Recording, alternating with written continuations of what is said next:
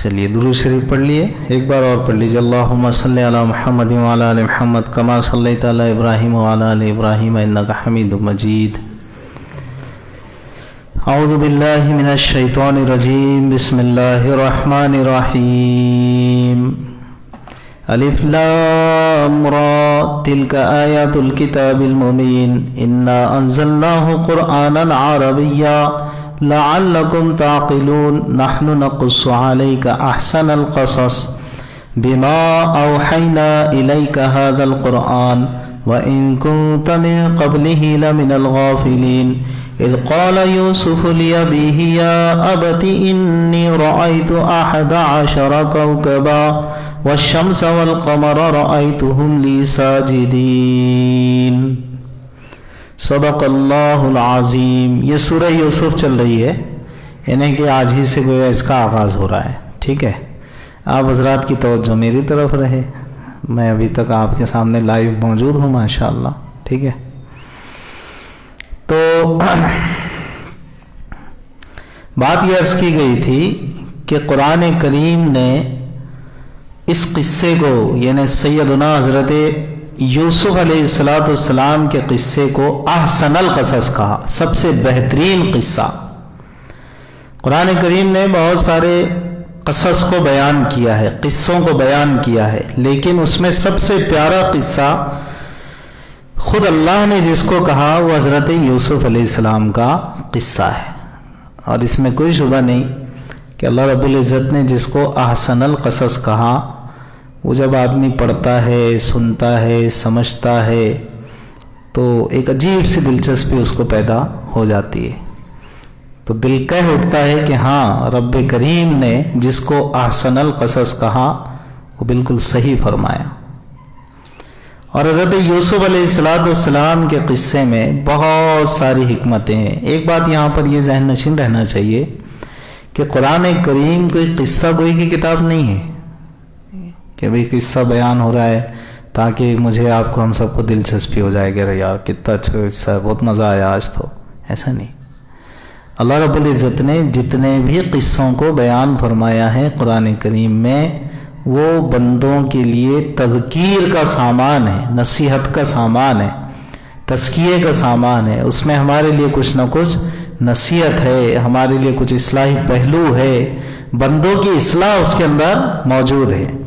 इसलिए कुरान करीम ने किस्सों को बयान किया है। कोई किस्सों की किताब नहीं है कि वह किस्सा खानी की जा रही है इस किताब के ज़रिए से।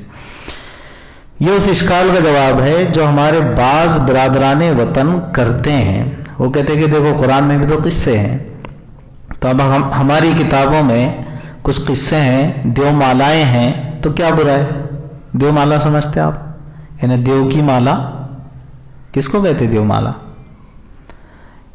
देवमाला का मतलब ये जो उनके अंदर यानी है, जहाँ भी है, अब वो पिन पॉइंटली बोलने की जरूरत नहीं, बिरादरान वतन, हमारे भाई, वतनी भाई।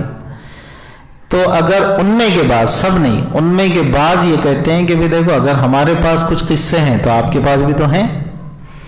लेकिन फ़र्क ये है कि कुरान करीम जिस उसलूब और जिस तरीके से किस्सों को बयान करता है, जिस सबाक और सियाक में बयान करता है, जिस पसे मंज़र में बयान करता है, यकीनन वहाँ पर बंदों की हिदायत का सामान मौजूद होता है, इसलिए बयान करता है।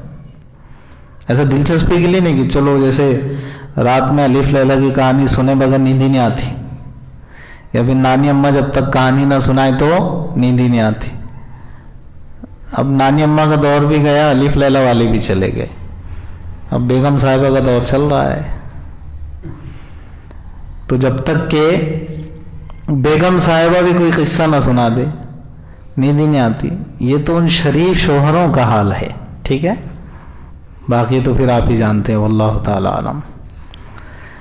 तो बहरहाल ये इसकी वजाहत मैंने कर दी कि कुरान करीम कोई किस्से की किताब नहीं है, लेकिन कुरान जितने भी क़सस, किस्से की जमा आती है क़सस, इसको बयान करता है तो इसमें बंदों की हिदायत का सामान है, इसलिए बयान करता है। बहरहाल कुरान ने खुद अपने किस्सों में से सबसे बेहतरीन जिस किस्से को करार दिया वो सैयदना यूसुफ अलैहिस्सलाम का किस्सा है। میں نے تمہیدی طور پر یہ بات عرض کی تھی کہ یوسف علیہ السلام کس کے فرزند ہیں، کس کے پوتے ہیں اور کس کے پڑ پوتے ہیں؟ حضرت یوسف علیہ السلام کے والد حضرت یعقوب علیہ السلام، جن کا انگریزی نام ہے جیکوب۔ پھر حضرت یعقوب علیہ السلام کے والد حضرت، رک گئی گاڑی، بولیے نا، حضرت اسحاق علیہ السلام۔ اچھا، پھر حضرت اسحاق علیہ السلام کے والد حضرت ابراہیم علیہ السلام۔ تو حضرت ابراہیم علیہ السلام کے دو بیٹے، حضرت اسماعیل سب سے بڑے، جو ہم سب کے آقا امام الانبیاء جناب رسول اللہ صلی اللہ علیہ وسلم کے جد امجد ہیں، انہی کی نسل سے اللہ رب العزت نے سرکار کو مبعوث فرمایا ہے۔ اور ادھر جو جنریشن چلی، جو نسل چلی حضرت ابراہیم علیہ السلام کی، وہ حضرت اسحاق علیہ السلام سے۔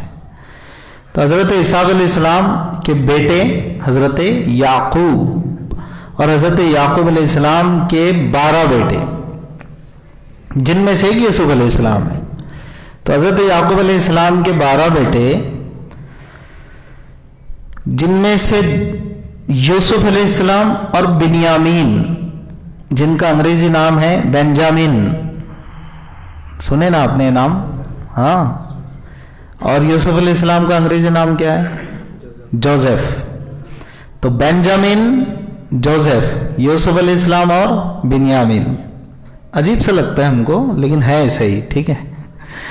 تو یوسف علیہ السلام اور بنیامین یہ ایک ماں سے ہیں۔ اب بچے کتنے؟ 10۔ یہ کس سے ہیں؟ یہ دوسری ماں سے ہے۔ یہ نقطہ ذرا سا یہاں ذہن نشین کر لیجئے، یہ دوسری ماں سے ہے۔ حضرت یعقوب علیہ السلام نے 4 نکاح فرمائے تھے۔ معلوم ہوا کہ انبیاء علیہ السلام کثرت سے نکاح کیا کرتے تھے۔ کتنے تھے؟ 4 بیویاں۔ ہماری کتنی ہوتی ہیں؟ میں کیا کروں بھائی پھر اس کو۔ تو یعقوب علیہ السلام کی 4 بیویوں سے یہ 10 بیٹے، اور ایک بیوی سے، یعنی وہ جو 3 سے کل ملا کر کے وہ جو ہے 10 ہوئے، اور ایک سے حضرت یوسف علیہ السلام اور حضرت بنیامین۔ حضرت بنیامین پیغمبر نہیں ہے لیکن، ہاں ٹھیک ہے، نام تو تعظیم سے لیا جائے گا لیکن پیغمبر نہیں ہے۔ 12 بیٹوں میں سے پیغمبری ملی حضرت یوسف علیہ السلام کو، ٹھیک ہے۔ لیکن اب یہ جو 10 بھائی تھے، یہ 10 بھائی جو پہلی بیویاں تھی حضرت یعقوب علیہ السلام کی، ان سے تھے تو بڑے تھے۔ جب بڑے تھے تو ان کو لگتا تھا کہ یار والد صاحب کا ہاتھ ہم بٹاتے، دکان پہ ہم بیٹھتے، مال لانے کا رہتا تو ہم لاتے، یا آج کی مثال دے رہا ہوں سمجھنے کے لیے، ٹھیک ہے۔ شاگن میں جانے کا رہے تو ہم ہی جاتے، سبزی بھی لانے کے رہے تو ہم، ابا جب بھیجتے کسائی کے پاس گوشت لانے کو تو میں جاتا۔ یوسف علیہ السلام بنیامین چھوٹے تھے، لیکن یعقوب علیہ السلام کو اس بات کی آگاہی تھی اللہ کی طرف سے کہ میرے بعد میرے بیٹوں میں جو پیغمبری ملنا ہے جس کو، تو وہ یوسف ہے۔ تو اس لیے ان کی اٹینشن، ان کی توجہ، ان کی محبت، ان کی شفقت بنسبت دوسروں کے یوسف علیہ السلام کی طرف زیادہ تھی۔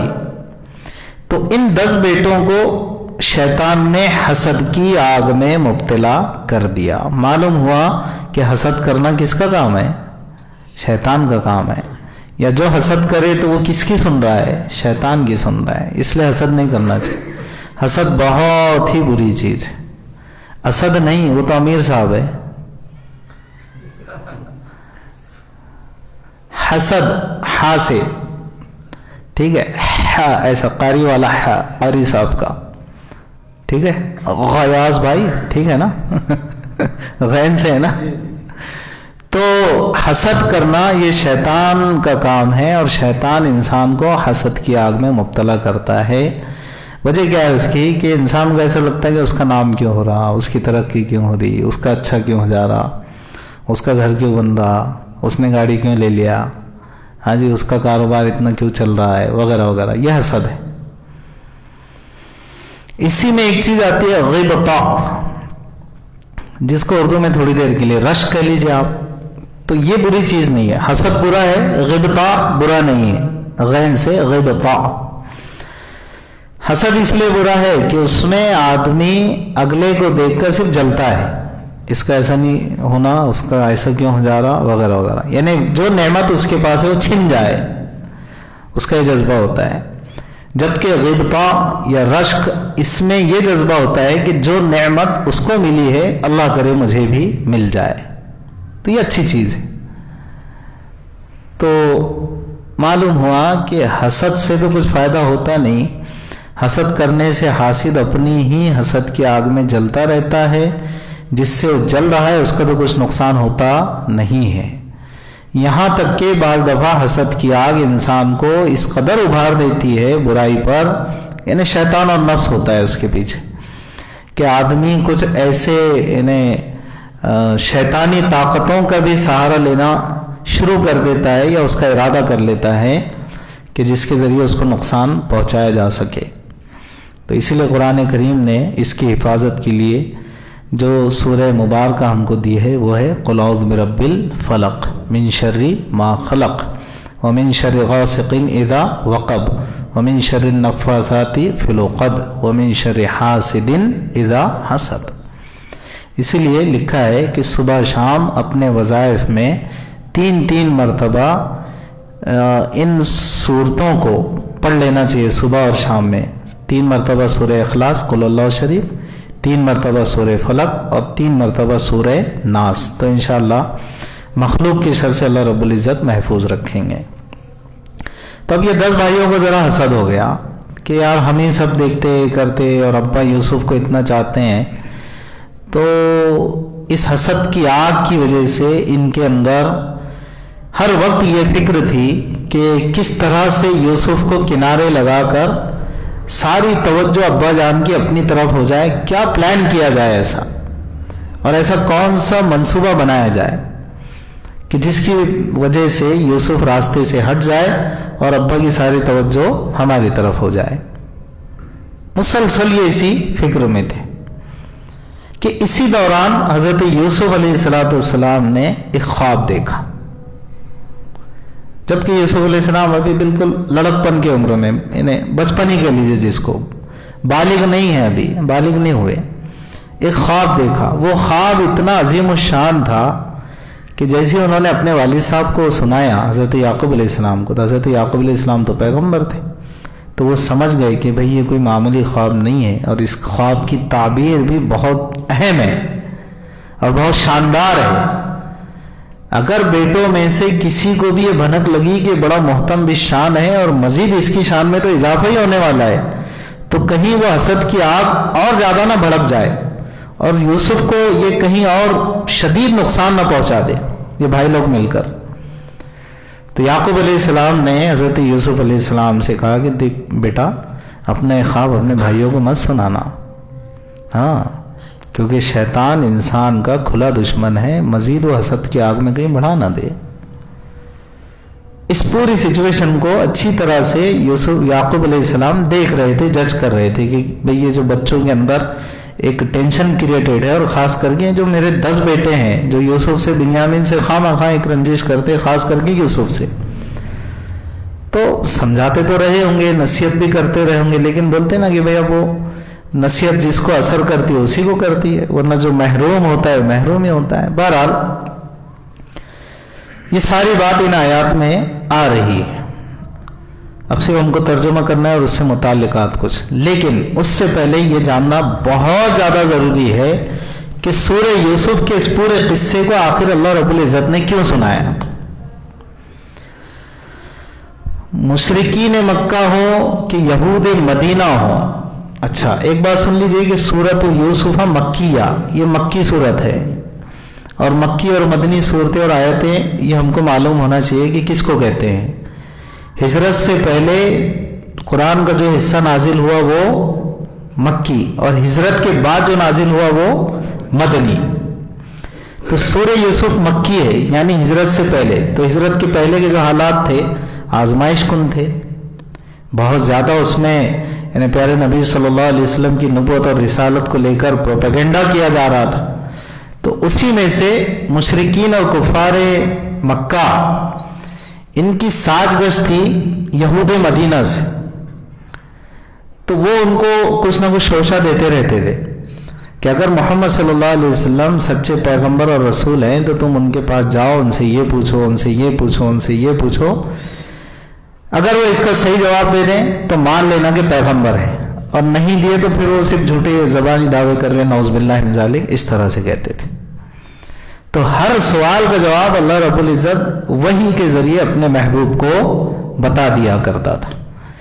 انہی سوالات میں سے ایک سوال یہ تھا کہ آخر آپ بتائیں کہ یعقوب علیہ السلام کا گھرانہ بنی اسرائیل کنعان سے مصر کیسے شفٹ ہوئے اور کیسے وہ منتقل ہوئے؟ معلوم ہوا کہ یعقوب علیہ السلام کی آل اولاد کو کہتے ہیں بنی اسرائیل۔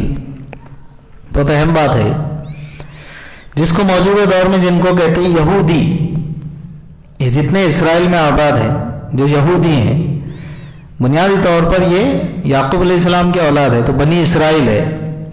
بنی کا مطلب اولاد، اسرائیل کی اولاد، اسرائیل کی نسل۔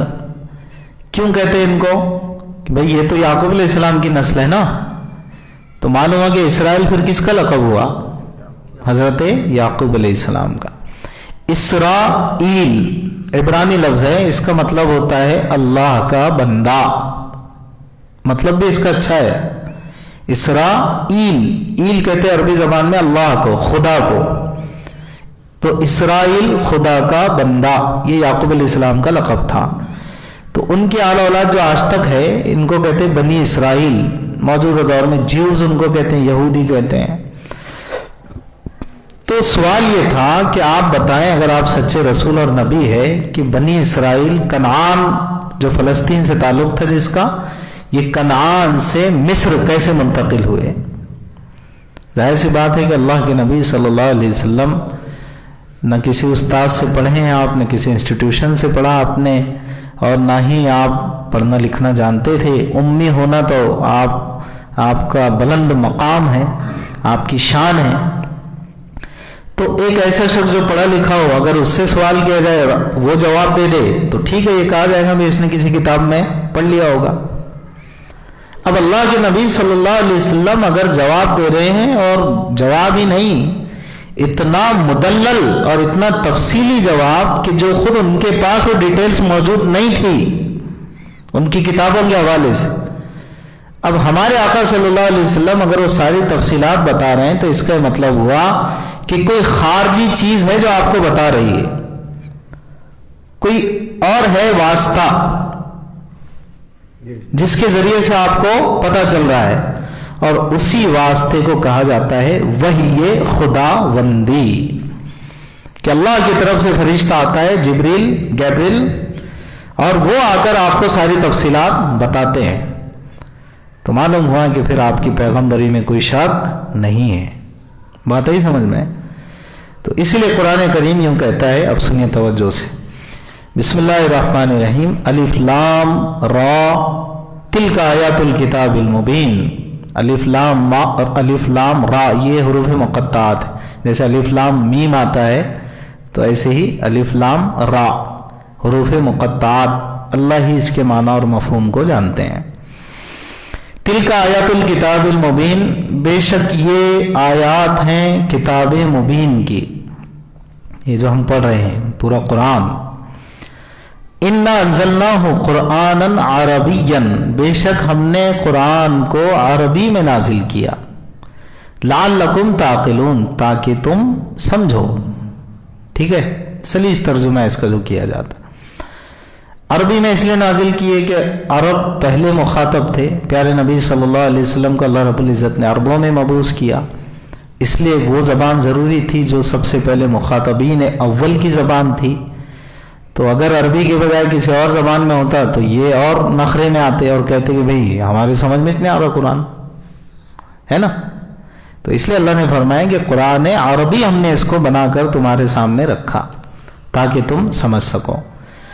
رہی یہ بات کہ تم میرے محبوب سے، میرے نبی سے سوال کر رہے ہو، یہاں پر نہیں، ایسا کلاؤز میں سمجھے آپ اس کو کہ بتاؤ یوسف علیہ السلام کا کیا قصہ ہے، تو خود اللہ جواب دے رہے کہ نحن نقص علیک احسن القصص، سنو اب ہم خود تم کو وہ بہترین قصہ سناتے ہیں، بما اوحینا الیک ھذا القرآن، اس قرآن کے ذریعے سے کہ جس کو ہم نے تمہاری طرف وحی کیا ہے۔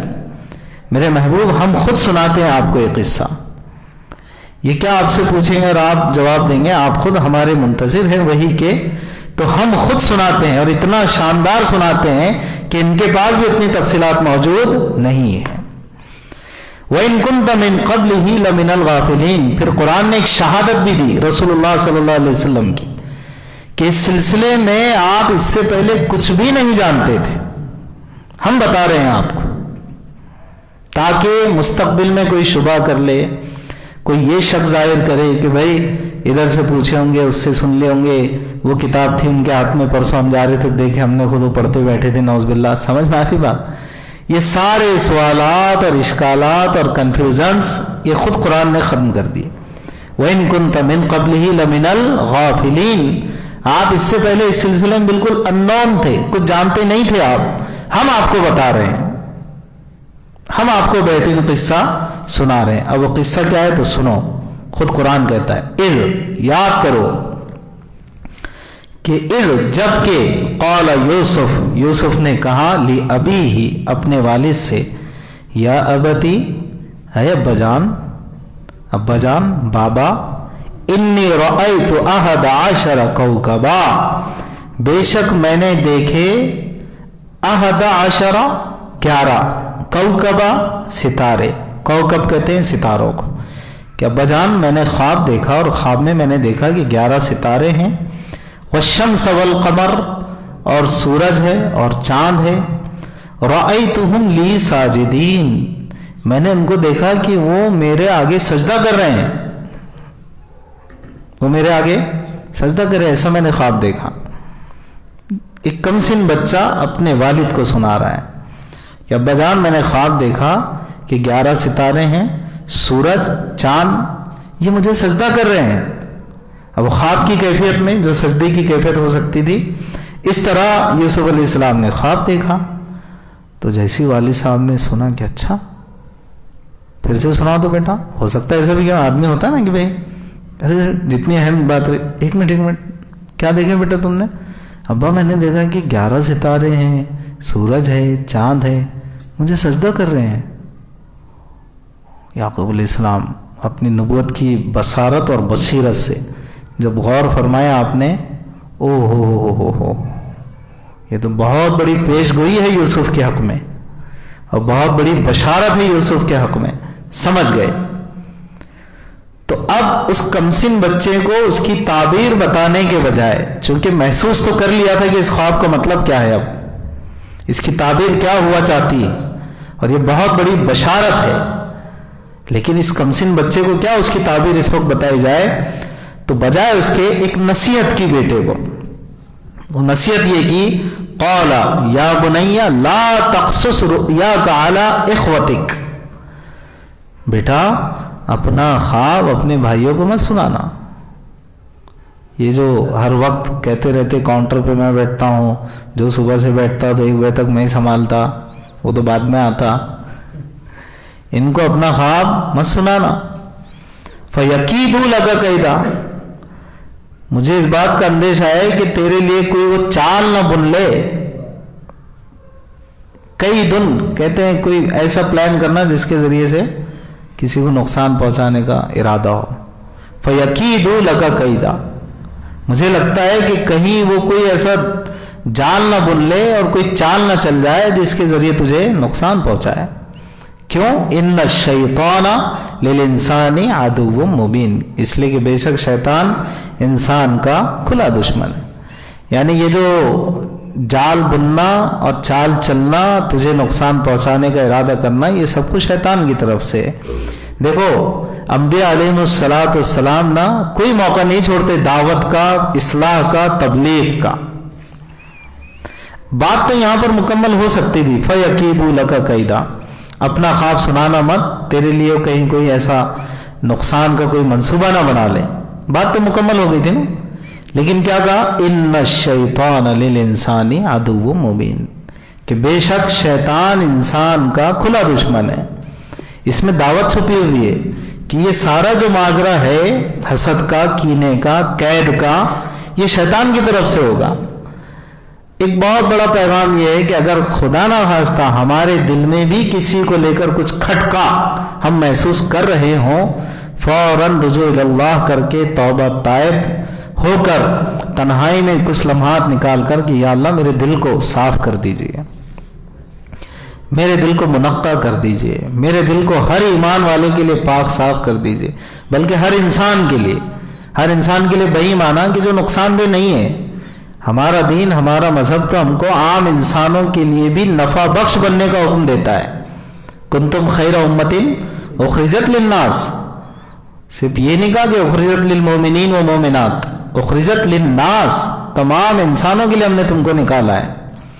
معلوم ہوا کہ ایمان والا نفع بخش ہوتا ہے تمام انسانیت کے لیے. تو یعقوب علیہ السلام یہیں پر نہیں ٹھہرے کہ بیٹا اپنے بھائیوں سے مت کہنا اس خواب کو، کیونکہ مجھے ڈر ہے کہ کہیں تیرے لیے کچھ نقصان کا کوئی منصوبہ نہ بنا لے. اس کے آگے یہ بھی کہا کہ ان الشیطان للانسان عدو مبین، کہ بے شک انسان شیطان کا کھلا دشمن ہے. تو اس اعتبار سے ہمارے دل میں بھی اگر کسی کے تئیں کینہ آ رہا، حسد آ رہا، کچھ تو لگ رہا، میرے کو یار اس کو دیکھا نا تو میرے کو کیسے بھی تل تل ہوتا، تل تل. بعض لوگ کھلے لفظوں میں اعتراف کرتے ہیں، ہاں نہیں بھائی وہ ان کا مت بولو تم، وہ ہمارا ان کا نہیں جمتا. گھر بنا لیا، گاڑیاں لے لیا، کہاں سے لا رہا کیا معلوم. ارے بھائی وہ لا رہا ہوں گا، تجھے کیوں فکر ہو رہی ہے؟ دیکھا ہوگا آپ نے. آپ کو پتا ہے ایک صاحب کسی زمانے میں وہ پہنتے تھے صدری، واسکوٹ بولتے نا جس کو. اب اللہ کے فضل و کرم سے وہی صاحب کبھی کبھی بلیزر بھی پہنتے ہیں، کبھی شیروانی بھی پہنتے ہیں. اب جب وہ واسکوٹ پہنتے تھے تو کسی تیسرے صاحب نے ان کو بتایا کہ آپ کو ان سے کچھ پرابلم ہے کیا؟ تو انہوں نے جواب دیا نہیں بھائی، میں تو جب بھی ان سے ملتا ہوں سلام دعا یہ اچھے سے ہوتی ہے، بلکہ اور وہ تو میرے سامنے ایسا رہتے ہیں کہ جیسے بالکل میرے یا تو بڑے بھائی ہیں یا بالکل شاید چاہنے والوں میں سے ایک ہیں. نہیں بولے وہ اب بات چلی گئی ہے بولے تو میں تھوڑا بتا ہی رہا ہوں بولے آپ کو کہ وہ انہوں نے ان سے کہا ٹھیک ہے یہ جو کہ بولے وہ کیا ہے، بولے بس صدریہ پہن کے گھوم رہا ہے اور ایسا، اور اتفاق سے جیسے میں امام پہنتا ہوں نا تو امام باندھ کے گھومتے رہتا ہے اور ایسا ہے اور ویسا، پتہ نہیں ہے نا زمان. تو انہوں نے کہا کہ بھائی میرا تو ان سے کچھ معاملہ ہوا نہیں کبھی ایسا. تو یقیناً اب وہ صدری بھی نہیں دیکھے جا رہی. تو اب آج کل اگر یہ وہ بلیزر پہن رہے ہوں گے، دیکھیں گے نا بلیزر میں پہنتا ہوں نا جس طرح، تو ان پہ کیا گزریں گے اللہ کو معلوم. ہمارے دوستوں میں سے ایک صاحب ہیں، علماء میں سے ہیں ماشاءاللہ، تو وہ کہتے ہیں کہ بعض مسلیان کہیں جہاں بڑی حالات بگڑے ہوئے نا، اللہ نہ کرے کہ ہماری مسجد میں تو ماشاءاللہ اب تک تو بہت اچھا ہے، اللہ تا قیامت یہاں پر آپسی جوڑ محبت عطا فرمائے. ہم رہے نہ رہے یار، ہم آج ہے کل نہیں، ہم اور آپ، آگے ہماری نسلیں رہیں گی، یہاں بچے رہیں گے، عام مسلمان رہیں گے. تو آپسی جوڑ کی دعا ہمیشہ کرتے رہنا چاہیے، کوشش بھی کرنا چاہیے. لیکن ایک مسجد کا ذکر کرتے ہوئے انہوں نے بتایا تھا کہ بولے یار اس قدر کچھ مصلی میرے پیچھے لگ گئے، میں نے کچھ نہیں بگاڑا ان کا، بس وہ اچھا رہنا ان کو پسند نہیں آتا. کہ واقعی بولے اگر سمجھو اس عالم میں کسی مسجد کا یعنی ایسے لوگ جو اس طرح ائمہ سے ایک عجیب سا فطری طور پہ ایک بغض رکھتے ہیں بے وجہ، کہ اگر وہ امام صاحب اگر کار سے اتر جائے نا کسی دن خود کی کار سے نماز کے لیے، ایسا مسجد کے دروازے پہ کار آئی، ڈور کھولا گیا اور وہ نماز پہ مصلی پہ، اس دن ان کو ہارٹ اٹیک آنا بالکل طے ہے بولے، کہ دیکھ کر یہ کیا ہو گیا کر کے. امام صاحب نے تو پریشان دکھنا. ارے کیوں امام صاحب؟ نہیں ذرا بچی کا مسئلہ ہے تھوڑا، یہ 2-1 ہزار روپے ہے کیا؟ ہاں رکھ لو، یعنی تھوڑا مزہ آنا نا، پیسے دیتے ٹائم بھی مزہ آنا، ذرا پریشان دکھنا انہوں نے. اور ایسا ادھر ادھر ذرا پھر سیدھا سادہ اپنا رومال ایسا غریب کے ایسا، جیسا میں اکثر کہتا ہوں ختم قرآن کے دن پوری مسجد میں سب سے زیادہ غریب، شریف، کریم ایسے دولہے کے ایسے امام صاحب ہی دکھتے ہوتے ہیں،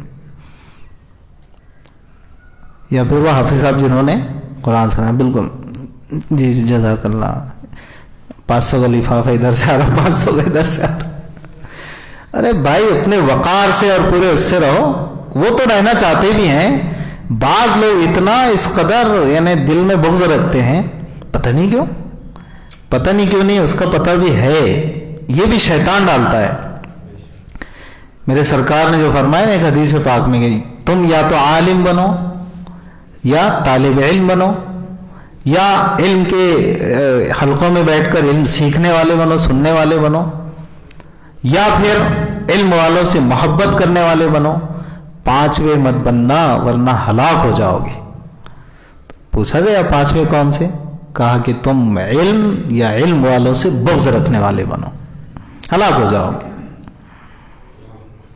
اللہ تعالیٰ ہم سب کی حفاظت فرمائے. میں بھی آپ کے ساتھ ہوں اس سلسلے میں.